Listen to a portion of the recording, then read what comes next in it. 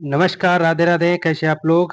आज हम स्टार्ट करेंगे प्रॉपर्टीज ऑफ वाटर से या पानी के गुणों से। ठीक है, यहीं पे पिछली क्लास में हमने छोड़ा था, तो थोड़ा स्पीड में लेके चलेंगे क्योंकि ये कंप्लीट भी कर दी इससे जल्दी। ठीक है, तो इसमें सबसे पहला पॉइंट क्या कह रहा है? इसमें जो वाष्पीकरण का अभिव्यक्त या गुप्त उष्मा होती है, जिसे हम क्या कहते हैं इंग्लिश में लेटेंट हीट। ठीक है, वो कितनी होती है? 0 डिग्री सेल्सियस पे 580 कैलोरी प्रति ग्राम होती है। ठीक है, अगर लेटेंट हीट की बात करते हैं तो कितनी होती है? 580 कैलोरी पर ग्राम। 1 ग्राम में कितनी होती है? 580 कैलोरी पर ग्राम होती है। सब्लिमेशन की बात करेंगे, जब उष्मायन की बात करेंगे, 680 कैलोरी पर ग्राम होती है। कितने पे? 0 डिग्री सेल्सियस पे। अगर फ्यूजन की बात करेंगे तो 80 कैलोरी पर ग्राम कितने पे होती है? 0 डिग्री सेल्सियस पे। ठीक है, तो latent heat of vaporisation, latent heat कितनी होती है पानी की? 580। ठीक है, अगर सब्लिमेशन की बात करेंगे, सब्लिमेशन की बात करेंगे कितनी होती है? 680।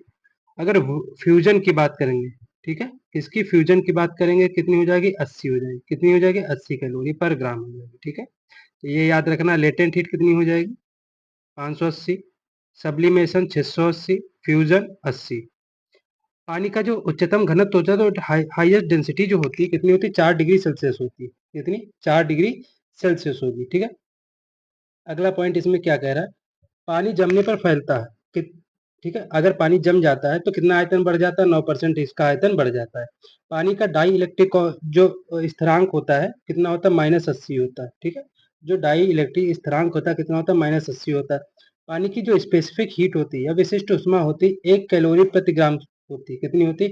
1 कैलोरी प्रति ग्राम। जो तरल अमोनिया 1.03 कैलोरी प्रति ग्राम को छोड़कर किसी भी ज्ञात पदार्थ का उच्चतम विशिष्ट उष्मा है। ठीक है, मतलब अगर लिक्विड अमोनिया को छोड़ दिया जाए, क्योंकि इसका 1.03 होता है, बाकी सभी से जितने भी हमें तत्व पता है उनमें सबसे ज्यादा किसका होता है? पानी का होता है। कितना? 1 होता है। ठीक है, तो अभी हमने क्या जाना? लेटेंट हीट कितनी होती है पानी की? 580 कैलोरी। सब्लिमेशन की बात करेंगे, सब्लिमेशन की बात करेंगे कितनी होती है? 680 होती है। फ्यूजन की बात करेंगे कितनी होती है? 80 होती है। ठीक है, फ्यूजन की बात करेंगे कितना होता है? 80 होता है। ठीक है, आयतन कितना बढ़ जाता है पानी का जमने पे? 9% बढ़ जाता है। ठीक है, लेटेंट हीट 580, सब्लिमेशन 680। ठीक है, अगला बात करते हैं वाटर लॉगिंग क्या होता है। ऐसी स्थिति जहां मृदा के बृहद एवं सूक्ष्म दोनों छिद्रों की स्थायी रूप से या अस्थायी रूप से पानी भर जाता है। ठीक है, जो क्या होता है, जो इसे माइक्रो या मैक्रो क्या होता है, जो छिद्र होते हैं, ठीक है, वो क्या होता है? पानी से फिल हो जाते हैं। उसी को हम लोग क्या कहते हैं? वाटर लॉगिंग कहते हैं। हिंदी में इसे जल भराव कर देंगे। इससे नुकसान क्या होता है भाई? जहाँ पे जल भर जाएगा वहाँ ऑक्सीजन डिफ्यूजन रेशियो क्या हो जाएगा? कम हो जाएगा। रेडॉक्स पोटेंशियल कम हो जाएगा। अच्छी जो वायु जो जहाँ पे वायु पहुंच रही होती है, अगर पानी भर जाता है तो वहां पे वायु नहीं हो पाएगी, जिससे कि जो रेडॉक्स पोटेंशियल है 400 से 700 MB हो जाता है, जो कि कम हो जाता है।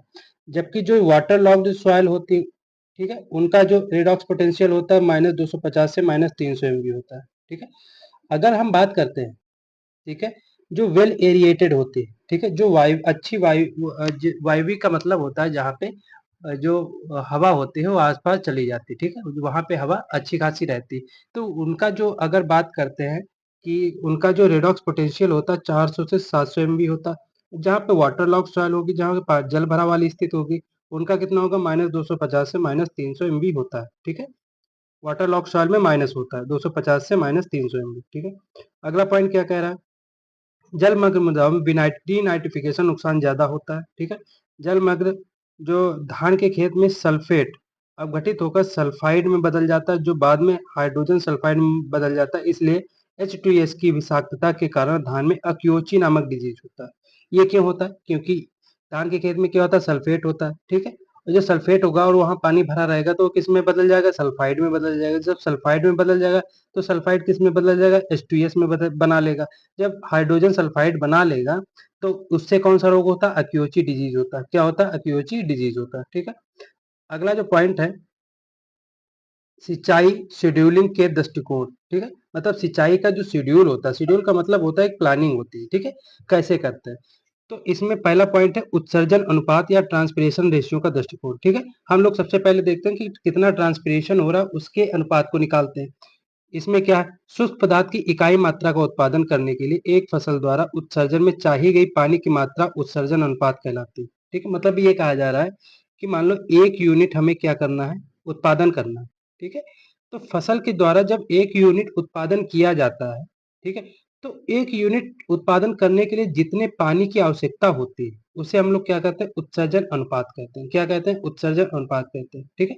मान लो कोई एक प्लांट है, वो 1 किलो हमें क्या दे रहा है, अनाज दे रहा है, ठीक? तो 1 किलो अनाज हमें उगाने के लिए जितने हमें पानी की ज़रूरत होगी, उसे हम लोग क्या कहेंगे, उत्सर्जन अनुपात कहेंगे, ठीक है?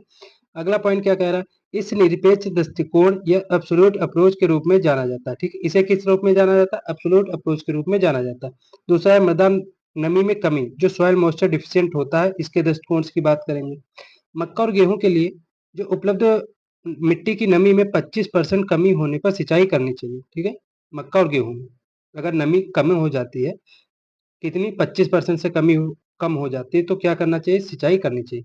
सूखा प्रतिरोधी फसलों के लिए उपलब्ध मिट्टी की नमी में 50% की कमी पर, ठीक है? मतलब जो सूखा प्रतिरोधी फसलें होती है, उसमें अगर मिट्टी में जो नमी की कमी हो जाती है, मॉइस्चर उसमें कमी हो जाती है, कितना, 50% से कम, ठीक है? तो वहां पे सिंचाई करनी चाहिए। अगला है क्लाइमेटोलॉजिकली दृष्टिकोण या IWCP रेशियो, ठीक है?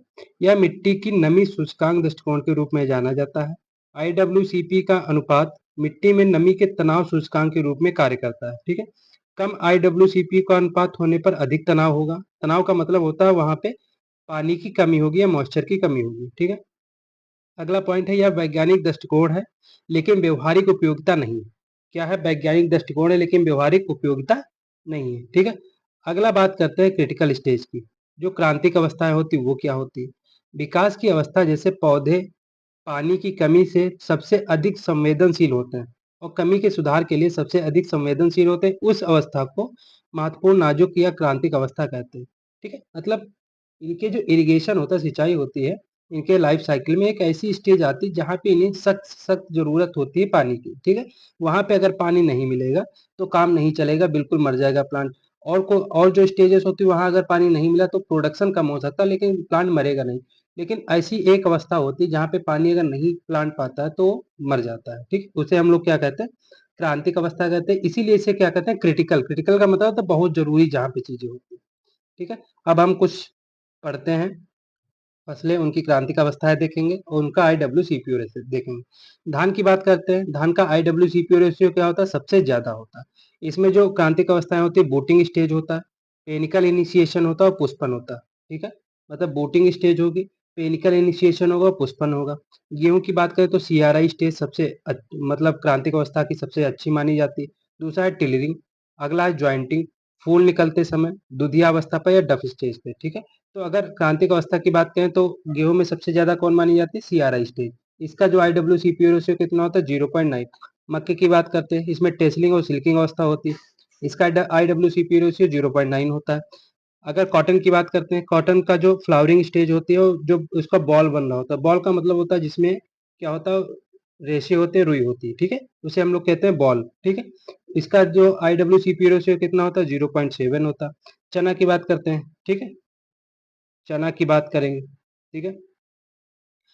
तो ग्राम की, ठीक है? ग्राम की बात करेंगे, इसमें इसका भी क्या होता है, फ्लावरिंग होती है और पॉट फॉर्मेशन होता है, ठीक है? अगर ग्राम की बात करते हैं, फ्लावरिंग होती है, पॉट फॉर्मेशन होता है, ठीक है? इसका IWCPO रेशियो कितना होता है, 0.6 होता है। वहीं अगर ग्राउंडनट की बात करते हैं, इसमें इसमें भी क्या होता है, फ्लावरिंग होता है और इसमें जो पेगिंग स्टेज होती है, इसमें बहुत जरूरी होता है वाटर सप्लाई करना या इरिगेशन करना।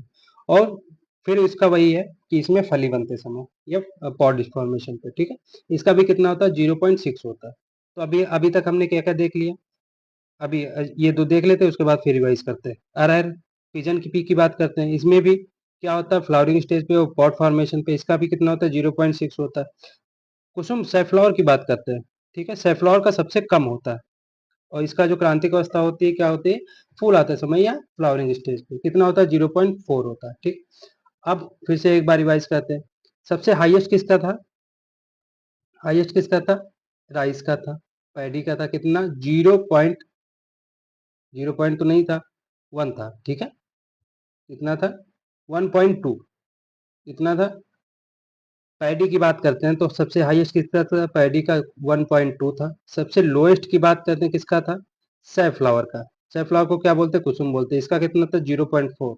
ठीक है। वहीं अगर 0.9 की बात करते हैं तो ये किसका होगा, व्हीट का होगा, मतलब गेहूं का होगा, और मेज का होगा, मक्का का होगा।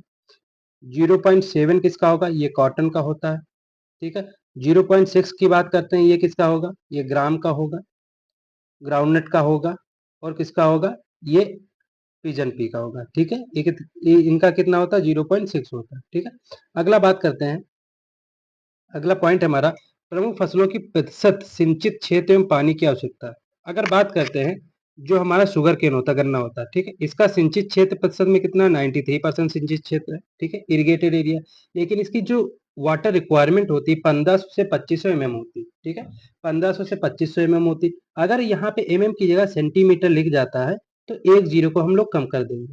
ठीक है, तो 150 से 250 सेंटीमीटर हो जाएगी। ठीक है, तो इसका क्या कहा जा रहा है कि जो वाटर जल मांग का मतलब होता है वाटर रिक्वायरमेंट कितनी। तो अगर गन्ना की बात करते हैं, शुगर केन की 93% इरिगेटेड एरिया है। ठीक है, 1500 से 2500 वाटर रिक्वायरमेंट है।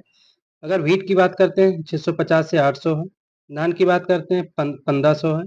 अगर ऑयल सीड वाली क्रॉप की बात करते हैं तो 500 से 700 है। और पल्स की बात करते हैं तो 450 से 700 है। ठीक है, एक बार फिर से देखते हैं, शुगर केन की 1500 से 2500, गेहूं की कितनी हो जाएगी 650 से 800, राइस की कितनी हो जाएगी, राइस का हो जाएगा 1500, ऑयल सीड का कितना हो जाएगा 500, 500 से 700। ठीक है, और अगर बात करते हैं पल्स की तो 450 से 700 हो जाएगा। ठीक है, ये हो गई वाटर रिक्वायरमेंट हमारी जो क्रॉप होती है। ठीक है, अब कुछ इसमें जो इंपॉर्टेंट पॉइंट है आपके एग्जाम में आ जाते हैं। जो इरिगेशन होता है उसका माप कैसे करते हैं। अगर हम बात करते हैं एक क्यूसेक, कहीं पे कॉन्सेप्ट किसी ने आपसे बोल दिया कि एक क्यूसेक इसमें पानी आ गया या सिंचाई कर दी, कितना होगा, 28.3 लीटर के बराबर होता है। ठीक है, वहीं एक क्यूमेक की बात करते हैं, 1000 लीटर या 10 की पावर 3 लीटर के बराबर होता है। ठीक है, एक हेक्टेयर मिलीमीटर की बात करते हैं 10,000 लीटर होता है। एक हेक्टेयर सेंटीमीटर की बात करते हैं, एक 1 लाख लीटर होता है। एक हेक्टेयर मीटर की बात करते हैं तो कितना होता है, 100 लाख। ठीक है, कितना होगा, 100 लाख होगा। ठीक है, तो सबसे ज्यादा कौन आता है, एक हेक्टेयर सेंटीमीटर आता है, ये इंपॉर्टेंट है आपके लिए। एक हेक्टेयर मिलीमीटर इंपॉर्टेंट है, और एक क्यूसेक इंपॉर्टेंट है। ठीक है, ये तीन आपके पॉइंट इंपॉर्टेंट है। ठीक है, एक बार फिर से देख लेते हैं, एक क्यूसेक बराबर 28.3 लीटर, एक क्यूमेक बराबर कितना होता है 10 की पावर 3 मतलब 1000 लीटर। एक हेक्टेयर मिलीमीटर कितना होता है 10 की पावर 4 हो जाएगा। एक हेक्टेयर सेंटीमीटर कितना होगा 10 की पावर कितना हो जाएगा 5 हो जाएगा, 10,000 लीटर हो जाएगा। ठीक, 1 लाख लीटर हो जाएगा। एक हेक्टेयर मीटर कितना, 100 लाख लीटर। ठीक है, अगला बात करते हैं जो पानी की ऊंचाई है उसको किस तरीके से मापते हैं। पहला मापन है एटमॉस्फेयर, एक वायुमंडलीय भार बराबर कितना होता है 1036 सेंटीमीटर पानी। ठीक है, अगर कोई कहता है कि जो सिंचाई हुई है एक एटमॉस्फेरिक प्रेशर के बराबर हुई है, ठीक है, तो कितना होगा 1036 सेंटीमीटर पानी। एक बार बराबर कितना होता है 1023 सेंटीमीटर पानी। ठीक है, एक बार कितना होता है 1023, 13 जोड़ देंगे तो एटमॉस्फेरिक प्रेशर हो जाएगा। ठीक है, अगला बात करते हैं रूपांतरण की इकाई है। ठीक है, एक एकड़ किसके बराबर होता है 0.405 हेक्टेयर के। ठीक है, अगर एकड़ की बात करते हैं, ठीक है, तो एक एकड़ किसके बराबर होता है 0.405 हेक्टेयर के बराबर होता है। ठीक है, वहीं अगर बात करते हैं एक हेक्टेयर किसके बराबर होता है, एक हेक्टेयर होता है 2.47 एकड़ के बराबर। कितना होता है 2.47 एकड़ के बराबर एक हेक्टेयर होता है। ठीक, अब हम बात करते हैं प्लाविंग की। प्लाविंग का मतलब होता है जुताई की। ठीक है, तो तीन तरीके से जुताई हमारी मानी जाती है जो कि क्रीडा द्वारा हैदराबाद के अनुसार दी गई है। ठीक है, तीन प्रकार की होती है, एक तो शैलो जिसे उथली बोलते हैं, एक मीडियम हो जाएगी और एक डीप हो जाएगी। ठीक है, अगर शैलो या उथली की बात करते हैं तो 5 से 6 सेंटीमीटर हो जाएगा। मीडियम की बात करते हैं तो 15 से 20 सेंटीमीटर हो जाएगा। और गहरी या डीप की बात करते हैं तो 25 से 30 सेंटीमीटर हो जाएगा। ठीक है, तीन तरीके से होती है, एक 5 से 6, एक 15 से 20 और एक 25 से 30। ये इंपॉर्टेंट है, एग्जाम में आता है। अगला हमारा जो कॉन्सेप्ट है वो क्या है, वाटर शेड क्या होता है। वाटर शेड क्या होता है, प्रबंधन, यह भूमि की एक प्राकृतिक इकाई होती है। ठीक है, नेचुरल यूनिट होती है जहां पर वर्षा का जल इकट्ठा किया जाता है, जिसके अपवाह का निकास और एक सामान्य आउटलेट के माध्यम से क्षेत्र से बाहर निकलता है एवं किसी नदी या अन्य जल निकाय से में बहता है। ठीक है, मतलब एक कोई एरिया हम ले लेते हैं, उसमें जो बारिश का पानी उसको इकट्ठा कर देते हैं। ठीक है, जल भराव की स्थिति ना हो इसलिए, और धीरे धीरे एक नाली वगैरह या कुछ नाला बना के उसको क्या नदियों में प्रवाहित कर देते हैं या नहरों में उसे जोड़ देते हैं। ठीक है, अगला बात करते हैं वाटर शेड का जो वर्गीकरण है, क्लासिफिकेशन है। उसको उसको देखते हैं। वाटरशेड की बात करते हैं तो 5 टाइप के होते हैं। एक होता है माइक्रो वाटरशेड। माइक्रो मतलब सबसे बड़ा। कितना क्षेत्रफल होता है? 50,000 हेक्टेयर से ज़्यादा होता है। सब माइक्रो की बात करते हैं 10,000 से 50,000 हेक्टेयर। मिली वाटरशेड की बात करते हैं 1,000 से 10,000 हेक्टेयर। माइक्रो की बात करते हैं 100 से 1,000 हेक्टेयर। और मिनी की बात करते हैं 100 से सॉरी 10 से 100 हेक्टेयर। ठीक है, एक बार फिर से देख लेते हैं। मिनी कितना होता है? मिनी मतलब सबसे कम 10 से 100 हेक्टेयर।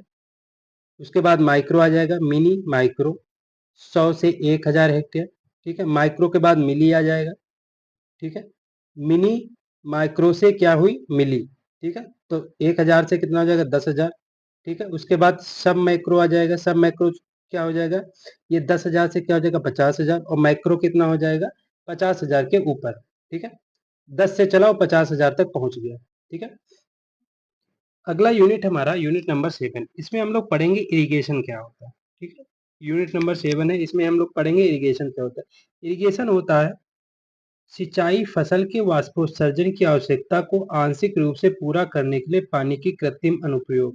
ठीक है, आपको डेफिनेशन समझ में नहीं आएगी क्योंकि इसमें ऐसे वर्ड दिए हैं। आप सीधा समझिए, पानी को या जल को खेत में कृत्रिम रूप से देना क्या कहलाता है? सिंचाई कहलाता है या इरिगेशन कहलाता है।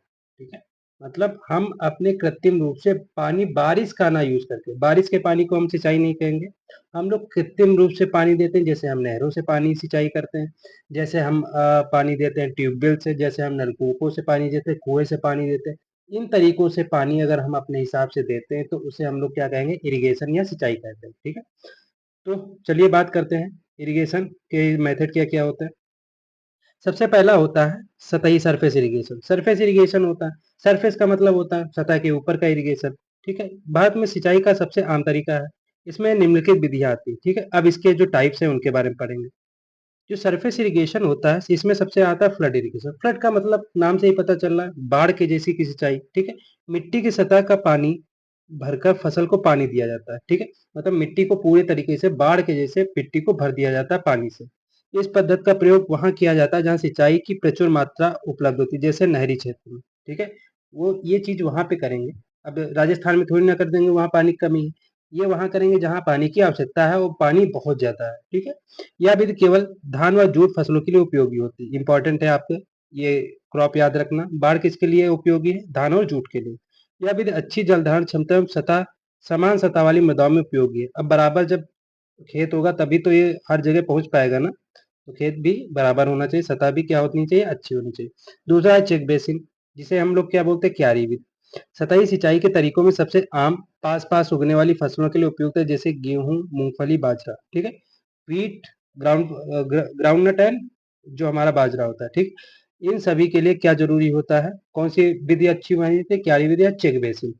इनमें छोटे मेढ़ों से घेरे थालों में बना दिए जाते हैं, जिसमें क्या होता है? पानी बहता है। ठीक है, इस पद्धति की मुख्य कमी है कि इसमें बहुत सी मेढ़ें बनती हैं, जो कि भूमि के बड़े क्षेत्र को कवर कर लेती है और इन मेढ़ों व थालों को बनाने में बहुत अधिक श्रम भी लगता है। ठीक है, मान लो ये हमारा एरिया है। अब जैसे हम लोग गेहूं की फसल लगाते हैं तो इस तरीके से क्यारी बनाते हैं। अब क्यारी जब बनाएंगे तो ये जो हिस्सा है मेड़ वाला, ये पूरा का पूरा चला जाता है इसमें मेड़ बनाने में। ठीक है, दूसरा इसमें जब हम श्रमिक लगाएंगे तो इसकी कॉस्ट भी ज्यादा आएगी, इसीलिए इनमें ये कमी पाई जाती है। अगला है रिंग बेसिंग। रिंग का मतलब समझ रहे होंगे, गोल। रिंग रिंग कैसी होती है? गोल होती है।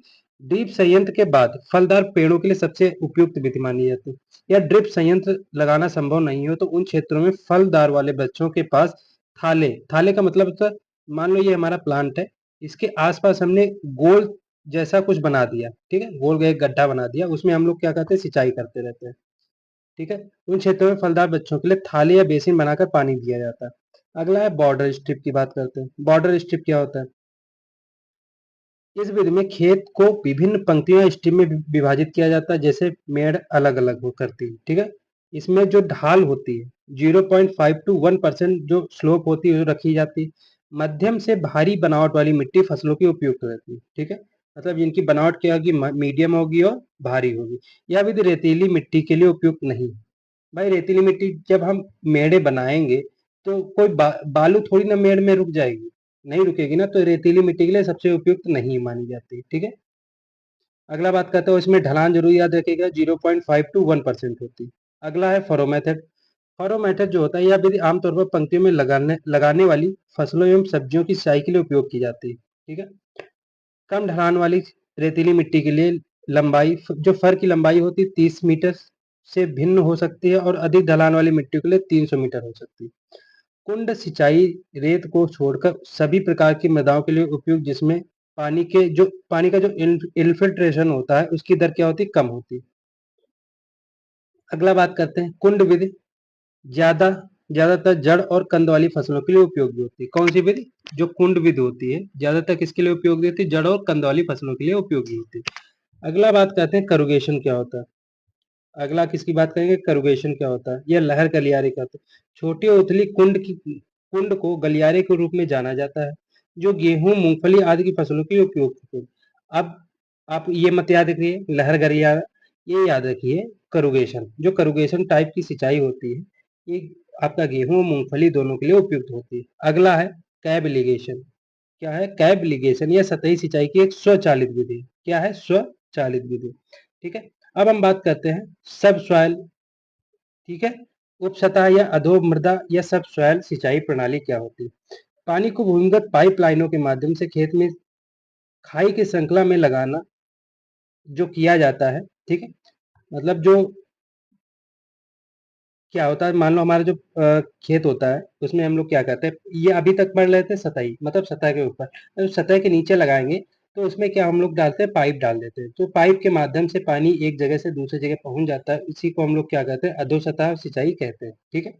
यह विधि केरल में नारियल के बगीचे के लिए और गुजरात एवं कश्मीर में रेतीली दोमट मिट्टी में सब्जियों के लिए प्रचलित है। ठीक है। अभी क्वेश्चन आपके साथ अगर सामने आ जाए कि नारियल के लिए सबसे अच्छी विधि कौन सी होती है, कौन सी है? सब सॉइल या अधो सिंचाई सिंचाई सबसे अच्छी मानी जाती है। ठीक है। अगली विधि कौन सी है? फव्वारा या स्प्रिंकलर मेथड। ठीक है। इसकी अगर हम बात करते हैं फव्वारे से, आप समझ ही रहे होंगे फव्वारा जैसे कि फव्वारे जैसी सिंचाई होती है। ठीक है। पानी को किसी भी फसल या मिट्टी की सतह पर दबाव के साथ दिया जाता है जो स्प्रे के रूप में होता है और कुछ हद तक वर्षा के समान होती है। ठीक है। मतलब एक मान लो ये नोजल लगा दिया जाता है, यहाँ पे हमारी फसल लगी हुई है, तो इससे जब पानी निकलता है, ठीक है, ये पानी जब निकलता है तो ये क्या होता है, जैसे बारिश की बूंदे नहीं होती उस तरीके से क्या होता है, छिटक के फसलों पे गिरता है। ठीक है। इसी को हम लोग क्या कहते हैं, स्प्रिंकलर इरिगेशन कहते हैं। ठीक है। आप लोग फव्वारा नहीं देखते हैं, कहीं मॉल वगैरह गए हो या कहीं पे गए हो तो देखते हैं फव्वारे से क्या होता है, पानी एक जगह से दूसरी जगह जैसा लगता है बारिश हो रही है, उस तरीके से, उसी तरीके से हम लोग सिंचाई करते हैं। इस प्रणाली में स्प्रिंकलर हेड या नोजल लगे लगे होते हैं जो मेन लाइन के आगे पंपिंग यूनिट से जुड़ी हुई होती है। उससे जो लेटरल लाइनें होती हैं उनको क्या कहते हैं, उनको राइजर नालियों के ऊपर लगे होते हैं। ठीक है। मतलब ये क्या हुआ, एक हमारी मेन लाइन हो गई, इससे जुड़ी हुई कई लाइनें हो गई जिनमें क्या लगे होते हैं, नोजल लगे होते हैं। ठीक है। इन नोजलों के माध्यम से ही पानी हमारी फसलों के ऊपर से छिड़काव होता है। ठीक है। हमें फसलों पे इसी तरीके से छिड़काव किया जाता है। अगला बात करते हैं, अगला पॉइंट क्या कह रहा है, पानी के स्प्रे की दर को विनियमित किया जाता है और प्राकृतिक वर्षा का रूप दिया जाता है। स्प्रिंकलर सिंचाई का उपयोग चावल और जूट को छोड़ के बाकी सभी फसलों के लिए किया जाता है क्योंकि इनकी वाटर रिक्वायरमेंट क्या होती है, सबसे ज्यादा होती है। ठीक है। तो इनमें फवारे के रूप में उतना जो पानी है वो नहीं दिया जाता। यह विधि अधिकांश मृदाओं के लिए उपयुक्त है लेकिन भारी क्ले मिट्टी को छोड़कर भारी क्ले मिट्टी में इसका जो उपयोग है नहीं किया जा सकता। ठीक है। अगला बात करते हैं, यह विशेष रूप से जो खड़ी ढलान होती है या अनियमित स्थलाकृत होती है उसके लिए अच्छी मानी है, जिसे हम लोग क्या कहते हैं, अंडुलेटिंग टोपोग्राफी के लिए अच्छी मानी जाती है। स्प्रिंकलर इरिगेशन के लाभ क्या होते हैं, या अंडुलेटिंग टोपोग्राफी के लिए मतलब ऊबड़ खाबड़ जो हमारे खेत होते हैं उनके लिए अच्छी मानी जाती है। इस विधि में जो पानी की बचत होती है कितनी होती है, 25 से 50% होती है। एक नोजल का डिस्चार्ज होता है 1000 लीटर प्रति घंटा होता है। ठीक है। कितना होता है, 1000 लीटर प्रति घंटे के हिसाब से पानी का छिड़काव करता है। अगर हम प्रेशर की बात करें तो 2.5 से 4.5 किलोग्राम प्रति सेंटीमीटर स्क्वायर प्रेशर होता है। ठीक है। अगर इफिशियंसी की बात करें, वाटर यूज इफिशियंसी की बात करें तो कितना इफिशियंसी है इसकी, 60%। कितनी है, 60% इसकी इफिशियंसी होती है। सिंचाई की सतह विधि की तुलना में पानी की समान मात्रा के साथ सिंचित क्षेत्र में 40% की वृद्धि होती है। कितनी वृद्धि होती है, 40% की वृद्धि होती है। सतह सिंचाई की विधियों की तुलना में श्रम में लगभग 40 से 60% की क्या होती है, बचत होती है। ठीक है, अगला बात करते हैं, इसका उपयोग फसलों को पाला एवं उच्च तापमान को बचाने के लिए किया जाता है। अगला मेथड क्या है, ड्रिप इरिगेशन। ड्रिप इरिगेशन क्या होता है, इसको भी देख लेते हैं। यह विधि इजराइल से ली गई है। ठीक है, इसको खोजा था शिमका ब्लास नामक ने, शिमका ब्लाश नामक साइंटिस्ट ने इसे खोजा था। ठीक है, ड्रिप या ट्रिकल विधि, ठीक है, नवीनतम तरीकों में से एक है जो पानी एवं कमी एवं लवणता की समस्याओं वाले क्षेत्रों में तेजी से लोकप्रिय हो रही है। इस सिंचाई को यांत्रिक उपकरणों के माध्यम से असतत बूंदों या निरंतर बूंदों के रूप में पानी सटीक और धीमी गति से पेड़ों की जो वृक्ष होते हैं या प्लांट होते हैं उनकी जड़ों तक पहुंचाया जाता है। ठीक है, जो कि लेटरल लाइनों के साथ साथ चयनित बिंदुओं पर स्थित ड्रिपर्स के द्वारा जल सीधे पेड़ की जड़ों में दिया जाता है। ठीक है, ये मैंने आपको बता दिया। इस विधि में पानी का उपयोग आर्थिक रूप से बहुत कम किया जाता है और गहरे रिसाव डीप परकोलेशन की सतह को के वाष्पीकरण के कारण होने वाली पानी के नुकसान को बचाया जा सकता है, क्योंकि इसका जो पानी होता है पेड़ की जड़ों में ही दिया जाता है। तो पेड़ की जगह अगर जड़ों में देंगे तो जितना पानी रिक्वायरमेंट होगा पेड़ ले लेगी और इसमें एवापोरेशन जो होता है वो नहीं हो पाता। ठीक है, अगला क्या है, ड्रिप इरिगेशन जो होता है इसमें पानी की जो स्कार्सिटी वाले क्षेत्र में सबसे उपयुक्त होती है, जहाँ पानी की जो गुणवत्ता सीमा मार्जिनल हो, स्थलाकृत कैसी भी हो, मिट्टी की गहराई बहुत कम हो, श्रम महंगा हो और फसल का मूल्य अधिक हो। ठीक है, ये सारी सारी चीजें इसमें होती हैं ड्रिप इरिगेशन में। ठीक है, अगला इसके लाभ क्या होते हैं वो भी देख लेते हैं। ड्रिप इरिगेशन के लाभ की बात करते हैं, सतह विधियों की तुलना में पानी की कमी वाले क्षेत्र में 50 से 70% की क्या होती है, बचत होती है। ठीक है, और स्प्रिंकलर में कितना था, 25 से 50%। इसमें इफिशियंसी कितनी होती, 90% इफिशियंसी पाई जाती। उर्वरक के, अगर हम पानी के साथ उर्वरक भी देते हैं तो उसे हम लोग क्या कहते हैं, फर्टिगेशन कहते हैं। ठीक है, अगर हम कोई केमिकल देते हैं तो उसे क्या हम लोग क्या कहते हैं, केमिगेशन कहते हैं। तो दोनों कुछ चीजें इसमें की जा सकती हैं। ठीक है, हम सिंचाई के साथ दोनों चीजें कर सकते हैं, फर्टिगेशन भी कर सकते हैं, केमिगेशन भी कर सकते हैं। वैसे जो ड्रिप होती है डिस्चार्ज कितना होता है, 1 से 8 लीटर प्रति घंटा होता है, उसमें कितना होता था, 1000 लीटर। अगर हम प्रेशर की बात करें तो 1 से 2 किलोग्राम प्रति सेंटीमीटर स्क्वायर होता है, उसमें 2.5 से 4.5 किलोग्राम प्रति सेंटीमीटर स्क्वायर होता है। ठीक है, अगला बात करते हैं, यह बागों, पेड़ों, सब्जियों एवं फूलों की खेती के लिए सबसे उपयुक्त है। व्यापक रूप से इसका उपयोग दिन प्रतिदिन बढ़ रहा है, क्योंकि पानी की कमी हो रही है, वहां पे इसका उपयोग ज्यादा होता है। अगला है ड्रिप इरिगेशन की टाइफून विधि। यह गन्ने में ड्रिप की विधि का संशोधित रूप है। इस विधि से फसल की एक विशेष विकास अवस्था पर पानी की गहराई को बनाए रखना होता है। ठीक है, एक इसमें किया जाता है, इंपॉर्टेंट है, गन्ने में किया जाता है। ठीक है, टाइफून मेथड किस में किया जाएगा, गन्ने में किया जाएगा। अगला जो हमारा पॉइंट है, अगला पॉइंट हमारा क्या है, वाटर ड्रेनेज। अगला पॉइंट हमारा क्या है, वाटर ड्रेनेज। ठीक है, इसको हम लोग अगली क्लास में पढ़ेंगे और इससे जो आगे आने वाली जो हमारे टॉपिक हैं उनको भी अगली क्लास में देखेंगे। ठीक है, तो उम्मीद है क्लास आपको अच्छी लगी होगी और जो हमारी नेमरा सुंडा की जो एमसीक्यू सीरीज है उसे जरूर अटेंड करिए। वो आपके आने वाले जो एजीटीए है वो उसमें आपको बहुत बेनिफिट देगा। ठीक है, चलिए मिलते हैं अगली क्लास में, तब तक के लिए धन्यवाद।